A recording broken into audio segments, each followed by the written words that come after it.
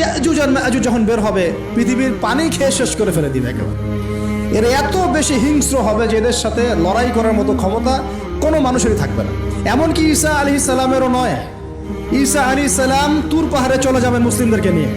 তুর পাহাড়ের ভিতরে মুসলিমরা সেখানে লুকিয়ে থাকবে। পৃথিবীর মেসাকার অবস্থা হয়ে যাবে, পৃথিবীর পানি খেয়ে শেষ করে ফেলে দিবে একদম হিংস্র প্রজাতি। তখন ঈসা আলাইহিস সালাম আল্লাহর কাছে দোয়া করবেন, আল্লাহ এই বিভৎস এই জাতিকে ধ্বংস করো। আল্লাহ রাব্বুল আলামিন তখন ওই ইয়াজুজ আর মাজুজের এই কাঁধে, ঠিক কাঁধের মাঝখানে একটা ভাইরাস জন্ম দিবেন। কি জন্ম দিবেন? ওই যে বলি না মহামারীর ভাইরাস, অমুক ভাইরাস তমুক ভাইরাস, এই ভাইরাস আরও সামনে আছে বাকি এখন। ওই ভাইরাসে, ওই পোকায়, ওই ব্যাকটেরিয়া বা যেটাই হোক আল্লাহ পাক যাই দিবেন, এতে করে ইয়াজুজ আর মাজুজের পুরো প্রজাতি ধপ ধপ ধপ ধপ করে মারা যাবে। মানে এটা ছোঁয়াচে রোগ হবে। কি রোগ হবে? ছোঁয়াচে। ঠিক যেমন আমরা একটু করোনা দেখলাম না, একজন থেকে আরেকজন, একজন থেকে আরেকজন, এরকম জিনিস চলবে আরো বিশ্বে। আর এখনকার নতুন রিসার্চ হচ্ছে ওই সাইবেরিয়া অঞ্চলের যে বরফগুলো আছে না, ওর নিচে এই 1 লাখ বছর, 1.5 লাখ বছর, 2 লাখ বছর আগের ভাইরাসগুলো নতুন করে জায়গা শুরু করেছে। হ্যাঁ, এগুলো বিজ্ঞানীরা বলছেন যে এগুলো আবার কোন দিন জানি পৃথিবীতে আত্মপ্রকাশ করা শুরু হয়। সব কিছুই ঘটবে। বিশ্বটার খুব রহস্য আছে, বিশ্বটার অনেক রহস্য আছে। আল্লাহ পাক এগুলো খেলার ছলে সৃষ্টি করেন নাই, পরীক্ষা। লিয়াবলুয়াকুম আইয়ুকুম আহসানু আমালা, আল্লাহ পাক বলেছেন। এরপরে ইয়াজুজ আর মাজুজের সব প্রজাতি মারা যাবে। নবীজি বলছেন জমিনে কোনো জায়গায় ফাঁকা থাকবে না, সমস্ত জায়গাতেই ওদের দেহ পড়ে থাকবে। আল্লাহু আকবার। এরপরে ঈসা আলাইহিস সালাম আল্লাহকে বলবেন, আল্লাহ জমিনটাকে পবিত্র করে দাও। আল্লাহ পাক কি করবেন জানেন? বড় বড় নখরওয়ালা, বড় বড় নখ আছে, নখ দেখেছেন? বড় বড় নখ, বড় বড় নখওয়ালা একটা স্পেশাল প্রজাতির পাখি আল্লাহ পাঠাবেন। কি পাঠাবেন? পাখি। এটা কোন পাখি, কি নাম আমরা জানি না। ঠিক এরকম করে এই এক শ্রেণীর পাখি আল্লাহ পাঠাবেন যাদের নখগুলো খুব বড় বড় হবে, বিশাল বিশাল নখ। এই নখগুলো দিয়ে তারা দেহগুলোকে উঠাবে, উঠিয়ে নিয়ে কোথায় যে ফেলে দেবে আল্লাহ ভালো জানে। সুবহানাল্লাহ, আল্লাহু আকবার। আল্লাহ পাক বিশ্বে কত কি বাকি রেখেছেন এখন। এরপরে আল্লাহ পাক কি করবেন জানেন? আল্লাহ পাক বৃষ্টি বর্ষণ করবেন। এত বেশি বৃষ্টি হবে, এত বৃষ্টি হবে, জমিন ধুয়ে পরিষ্কার হয়ে যাবে। হাদিসে আসছে জমিন একদম চকচক করবে, জমিটা পরিষ্কার হয়ে চকচক করতে থাকবে।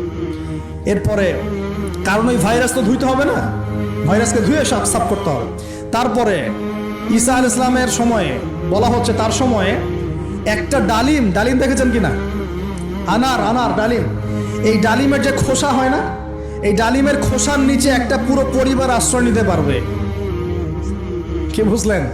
এত বড় বড় ফল হবে, এত বরকত হবে জমিনের মধ্যে। কখন বরকত হয়? যখন একটা জনপদের অধিবাসীরা আল্লাহর সামনে আত্মসমর্পণ করে, তখন আল্লাহ বরকত দেন। আমরা কি আত্মসমর্পণ করছি? এই জন্যই তো অর্থনৈতিক মন্দা চলছে। এমনি নাকি? সুদ খাচ্ছেন, দিব্যি ঘুষ খাচ্ছেন, দুর্নীতি করছেন, জেনা করছেন, মানুষের সম্পদ আত্মসাৎ করছেন, মাপে কম দিচ্ছেন, আবার নামাজও পড়ছেন। মাশাআল্লাহ। তো বরকত কোত্থেকে আসবে? তো বরকত কখন আসে? যখন একটা কম আল্লাহর সামনে সম্পূর্ণ আত্মসমর্পণ হবে। একটা ডালিম হবে। এটা রূপকথা নয়, এগুলা গাল গল্প বলছি না। এই প্রতিটা কথা আল্লাহ পাকের ওহী থেকে আসছে। এর একটা কথাও মিথ্যা হবে না ইনশাআল্লাহ তাআলা। বিশ্ববাসীরা দেখবে একটা ডালিমের নিচে একটা পরিবার আশ্রয় নিতে পারবে। এত স্পেসিফিকলি বলা হয়েছে হাদিসগুলোতে। নবী সাল্লাল্লাহু আলাইহি ওয়াসাল্লাম বলেছেন যে 10 জন ঘোড়সওয়ার, কয়জন ঘোড়সওয়ার? 10 জন ঘোড়সওয়ার বের হবে ইমাম মাহদির সময়, যারা খোঁজ নিতে যাবে যে দেখি দাজ্জাল বের হয়েছে কিনা। ঘোড়ায় করে খোঁজ নিতে যাবে, দেখি দাজ্জাল বের হয়েছে কিনা। ওই 10, নবীজি বলছেন আমি ওই 10 জনের নামও জানি, ওদের বাবার নামও জানি। সুবহানাল্লাহ। এত স্পেসিফিক জ্ঞান দেওয়া হয়েছে আল্লাহর পক্ষ থেকে নবী সাল্লাল্লাহু আলাইহি ওয়াসাল্লামকে। তার হাদিস থেকে বলছি ডালিমের নিচে পরিবার আশ্রয় নিতে পারে। তো অনেকে হয়তো হাসবে, কি বলে একটু উল্টাপাল্টা কথা, তাই না? নাস্তিকরা মনে করতে পারে যে হাসবে, আরে হাহারি এক দিয়ে রেখে দেবে। এখন মানুষ ফেসবুকের মতো চিন্তা করে, ফেসবুকের মতো হাসে, ফেসবুকের মতো কাঁদে। মানুষ এখন রোবটিক হয়ে গেছে। ঠিক আছে, আচ্ছা। তো এরপর কি?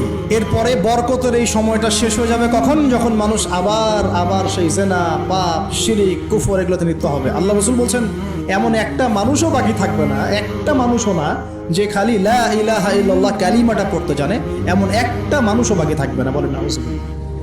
ওরা হবে এই পৃথিবীর সবচেয়ে নিকৃষ্ট মানুষ। ওদের চেয়ে নিকৃষ্ট কোনো মানুষ এই পৃথিবীতে হবে না। এখনো কি এরকম সময় আসে নাই? এখন কি লা ইলাহা ইল্লাল্লাহ আছে না? আছে। হ্যাঁ, হয়তো তার পূর্ণাঙ্গ প্রয়োগটা নাই, কিন্তু কালিমা তো আছে কি না? তখন নবীজি বলছেন এমন একটা যুগ আসবে যে লা ইলাহা ইল্লাল্লাহ বলার মতো একটা মানুষ খুঁজে পাওয়া যাবে না, আর মানুষ রাস্তাঘাটে কুকুরের মতো জেনা করবে। রাস্তাঘাটে কুকুর যেমন সঙ্গম করে না রাস্তাঘাটে, ওই রকম করে মানুষ রাস্তাঘাটে জেনা করবে। ওই সময়ে আল্লাহ রাব্বুল আলামিন পশ্চিম দিক থেকে সূর্য উঠাবেন। কোন দিক থেকে? সূর্য সত্যি সত্যি পশ্চিম দিকে উঠবে। পৃথিবী একদিকে ঘুরছে না এখন, কে জানে আল্লাহ পাক পৃথিবীর ঘূর্ণন থামিয়ে উল্টা দিকে ঘোরাতে পারেন না? অবশ্যই পারেন। আল্লাহ পাকের জন্য এটা খালি বলা কুন ফায়াকুন, হাও হয়ে যাও, ব্যাস ব্যাস। আমি কয়েকদিন আগে রিপোর্ট দেখেছি পৃথিবীর নিচে কিন্তু আগুনের স্তর আছে। আচ্ছা জানেন তো পৃথিবীর নিচে আগ্নেয়গিরিগুলো আছে। পৃথিবীর ভিতরেও একটা ঘূর্ণন হয়, সেই ঘূর্ণনের দিক পরিবর্তন হচ্ছে দিন দিন, এমনটা রিপোর্ট এসেছে। দেখেন, আপনি ইন্টারনেট ঘাটাঘাটি করেন। আর অনেকে রিপোর্ট করছে যে পৃথিবী আগে যে গতিতে ঘুরতো এখন পৃথিবীর ঘূর্ণন গতি একটু বেড়ে গেছে। দেখেন রিপোর্ট দেখেন, ঘূর্ণন গতি বেড়ে যাওয়ার মানে হচ্ছে টাইম দ্রুত পাস করবে। আর শেষ জামানার হাদিস এটাও আছে যে সময় দ্রুত পাস করবে, আছে না? এটা হাদিস আসছে। তো প্রিয় ভাইরা, এই সময়ে মানুষ খারাপ হওয়া শুরু করার পরে এমন খারাপ হবে আল্লাহর নাম নেওয়ার মতো কোনো মানুষ থাকবে না, আল্লাহ আল্লাহ বলার মতো কোনো মানুষ থাকবে না। তখন পশ্চিম দিক থেকে সূর্য উঠবে। কিভাবে কিয়ামত হবে? নবীজি বলছেন একজন ব্যক্তি পানি খাওয়ার জন্য পাত্রটাকে মুখের সামনে নিবে, পানি গিলতে পারবে না, কিয়ামত হয়ে যাবে। ইযা ওয়াকাআতিল ওয়াকিআ লাইসা লিওয়াকাআতিহা কাযিবা আল খারিআতু মাল খারিআ ওয়া মা আদরাকা মাল খারিআ। আছে না? আম্মা ইয়াতাসাআলুন আনিন নাবাইল আযীম। কত সূরা আছে কিয়ামত সংক্রান্ত, পড়ে দেখেন। ইযা যুলজিলাতিল আরদু জিলজালাহা ওয়া আখরাজাতিল আরদু আথকালাহা ইযা শামসু কুওয়িরাত ওয়া ইযা নুজুমু কাদারাত। এই সূরাগুলো পড়ে দেখেন। আম্মা পাড়ার শেষ পাড়াটা যেটা 30তম পাড়া, এর সূরাগুলো পড়ে দেখেন। কিয়ামত চোখে দেখতে পারবেন ইনশাআল্লাহ। সিংহায় ফুঁক দেওয়া হবে। আল্লাহ পাকের ফেরেশতার এত ক্ষমতা আল্লাহ দিয়েছেন, একটা ফুয়ে পুরো মহাবিশ্ব ধ্বংস হয়ে যাবে ইনশাআল্লাহ। চারটাখানি কথা নাকি?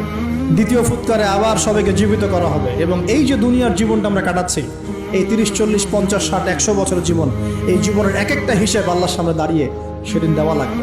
অতএব এই দুনিয়ার জীবনটাতে প্রস্তুতি গ্রহণ করি, 5 ওয়াক্ত নামাজ পড়ি, যাকাত দেই, কালিমা বোঝার চেষ্টা করি, আল্লাহ তাওহীদ শিখি, জানি, বুঝি, নবীর সুন্নত অনুযায়ী আমল করি, হালাল খাই, পরিবার করি, মানুষকে সৎ কাজের দাওয়াত দেই, অসৎ কাজে নিষেধ করি, ইসলামকে আল্লাহর জমিনে প্রতিষ্ঠা করার চেষ্টা করি।